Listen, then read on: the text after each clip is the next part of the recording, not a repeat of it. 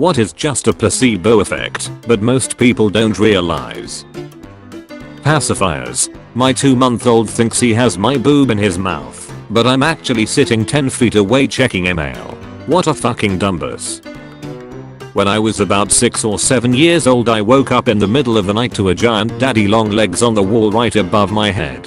I ran out of the room absolutely terrified and told my mom I would never sleep in there again because the spiders were going to crawl all over me as soon as I fell asleep.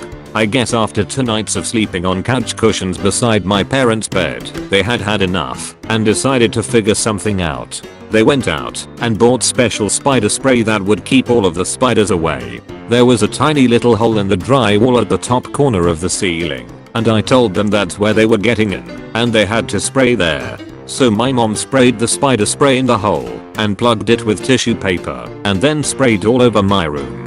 I remember it smelled really sweet and my mom said it was because spiders hate sweets. Then after was satisfied with the level of spider prevention, my mom put the can under the sink in my bathroom and it was long forgotten about.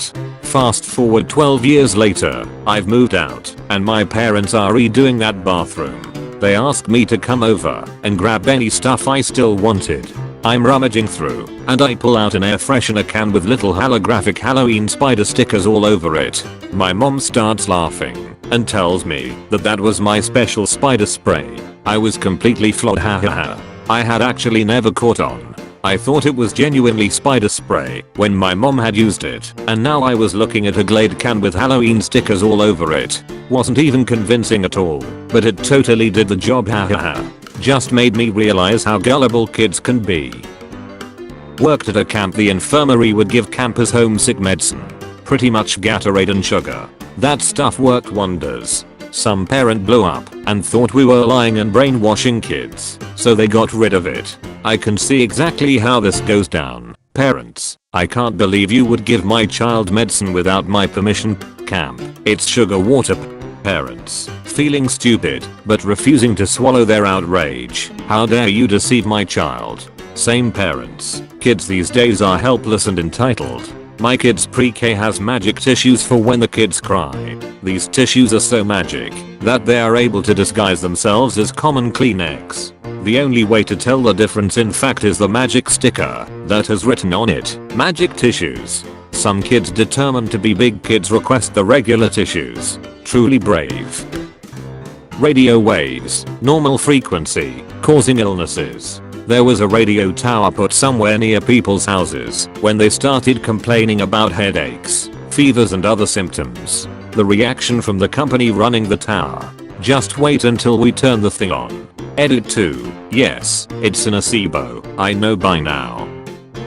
Herbalife and similar products. The people I know who talk about how great it is don't understand the real reason they are losing weight and feeling better is because they completely change their diets and eating habits. If you replace an unhealthy meal with a shake, what you're really doing is cutting out calories. This is what's making you lose weight, not any magic stuff in those shakes. My mom likes to talk about a weight loss cream she saw in the 70s where you would put it on the area you want to lose fat from, belly, thighs, wherever.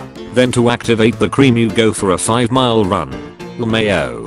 It's hilarious that some people would go for a run to activate a cream, but say no to going on a run, if directly told that running is a good choice. I'm not a big audio geek, but I have been sitting in and assisting with running sound at my local church. I'm learning a lot. One of the guys who knows a ton about soundboards was telling me that the band members are notorious for complaining about imaginary things. When this happens, he grabs an unactivated knob on the soundboard and stares at the guy in the eyes as he moves the knob 95% of the time. When he asks if it is better, they will say yes and won't complain about it again. I used to play a game called Evolve, and my daughter asked about it, and I told her I'm a monster hunter. She said, why are there still monsters in my room then?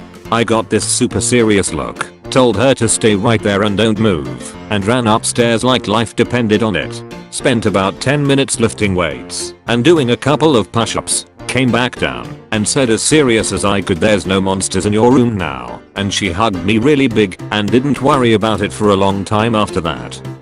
Good dad. Juice cleanses first of all. You aren't cleansing anything. Additionally, of course you are going to feel better after not eating for a weekend. Drinking sugar water doesn't do your body any favors either. But it's been 3 days since your body has gotten much needed calories. Eating anything is going to make you feel amazing after that nonsense. Any sort of cleanse. You do not need to detoxify your body. Your kidneys and liver do a great job of that. If you really had so many toxins in your body, you would be deathly ill and in need of hospitalization. You do not have 2 to 10 pounds of toxic sludge chilling in your intestines making you sick. You probably do have a few pounds of food at various stages of digestion, but this is normal and healthy. Digestion is a process that takes time, so if your undigested food moves right along and didn't spend any time sitting in your digestive tract, your body wouldn't have the chance to extract the energy and nutrients locked in that food.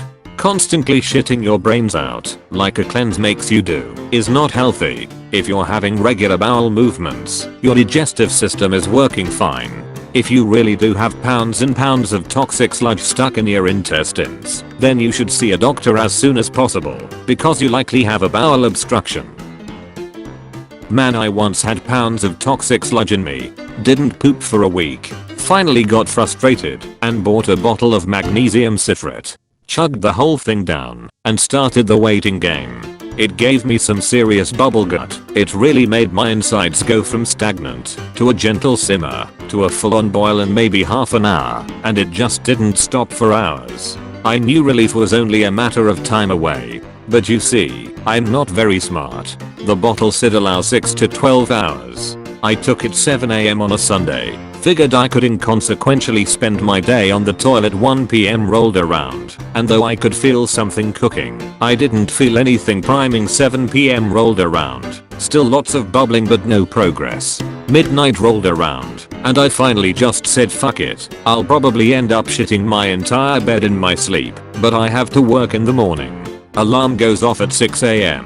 I felt, and more horrifyingly, looked pregnant. Still no poop. That's when I knew something was wrong, but I had a busy day of work ahead of me, and I figured I'll get it checked at lunch. Made it to lunch work at 7. Opened up my laptop. Closed my laptop. It arrived, and it was not willing to wait. I duck waddled to the bathroom, saw someone was in one of the stalls, apologized to him, and let loose the first of what would be many installments of pneumatically propelled toxic sludge. Got cleaned up, walked past my boss's desk, informed him I'd be working from home, and left without grabbing my laptop. If you've never pooped several pounds of toxic sludge out in a day, I'd recommend avoiding such a situation. It was not fun. Balance bracelets. The power of magnets. Or bullshit, we can't be sure. The theory behind them is that the magnets do something to the iron in your blood and gives you benefits. While extremely powerful magnets can affect your blood, the ones in the scam bracelets are magnitudes too weak to ever have any effect at all. They are just stylish stupid jewelry for old people. All hail our new god magnetron. Alhelas Barmus, all helos Barmus. I have spent much of my time working with kids on overnight camps. I have occupied many roles, but because I keep my credentials up to date, I'm always one of the grown-ups who is on first aid duty. While the first rule of first aiders take it seriously when a kid is limping because their group is due to hike up a mountain tomorrow, Alhelas Barmus works a charm.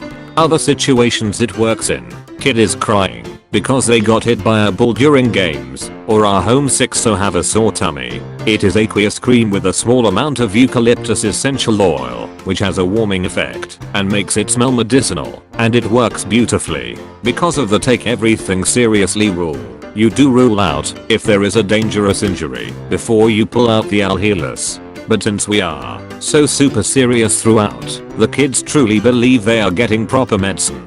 Typically you have the kid in the office, having ruled out the possibility of hospital, doctor, or camp nurse, and it's definitely an Alhelas job. You very seriously tell the kid you have a strong cream that will help make them feel better. You pull out the Alhelas, which you need to keep in an official looking tub to keep up the appearance, put on latex gloves, and then rub it into the sore place. Of course, rubbing anything that is sore makes it feel a bit better, but at this point, the kid probably needs attention. and a bit of feeling special and like they are being taken seriously. Then, once you've rubbed it all in, you look at your watch and say now, you should start feeling the effect in exactly 2 minutes. You explain that the powerful cream needs to be activated by the air. The eucalyptus oil's thermal properties are helped by airflow, so you need to move around to get new air around it. 90% of the time, the kid is back up and running around with friends in no time at all. The other 10% probably need a hug. You have had an appointment with the placebo man. Like and subscribe to be unplaceboed.